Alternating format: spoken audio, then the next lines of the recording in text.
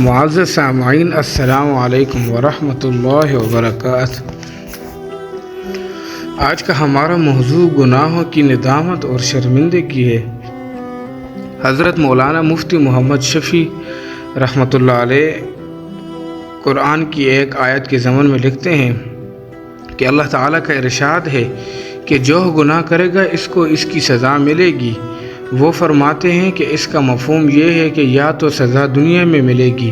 یا آخرت میں ملے گی۔ دنیا کی سزا یہ ہے کہ یا تو اللہ تعالیٰ گناہوں کی وجہ سے اس پر پریشانی ڈال دیں گے اور پھر گناہ کو معاف کر دیں گے، اور اگر پریشانیاں نہ ڈالیں تو پھر اگر وہ بندہ خود توبہ طائب ہو جائے تو اس سے اللہ تعالیٰ اسے معاف فرما دیں گے۔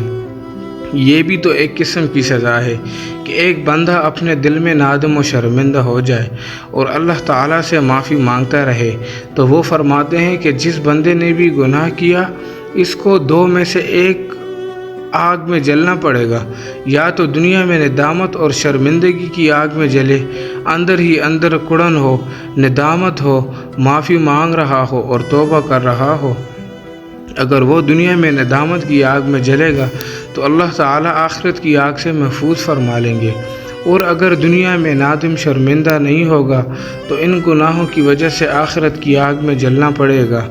اب آسان طریقہ کون سا ہے؟ دنیا میں نادم اور شرمندہ ہو کر اللہ تعالیٰ سے معافی مانگ لینا زیادہ آسان ہے، کیونکہ ہم آخرت میں جلنے کے متحمل نہیں ہو سکتے۔ ہم تو ناز و نعمت کے پلے ہوئے بندے ہیں، ہم تو دھوپ کی گرمی برداشت نہیں کر سکتے، بھلا جہنم کی گرمی کیسے برداشت کر سکتے ہیں؟ اس لیے میرے عزیز دوستو، ہمیں چاہیے کہ ہم اسی وقت اپنے تمام گناہ سے پکی سچی توبہ کر لیں اور دل میں شرمندگی ہو کہ اے میرے مالک، اے میرے اللہ، میں اب تک گناہ کرتا رہا، اب مجھے سمجھ میں آئی ہے کہ یہ گناہ تو نجاست ہیں اور انہوں نے میرے جسم کے اعضاء کو نجس بنا دیا ہے، اور واقعی اگر اللہ تعالیٰ ہمارے گناہ کی بدبو کو ظاہر فرما دیتے تو ہمارے پاس تو کوئی بیٹھنا بھی پسند نہیں کرتا۔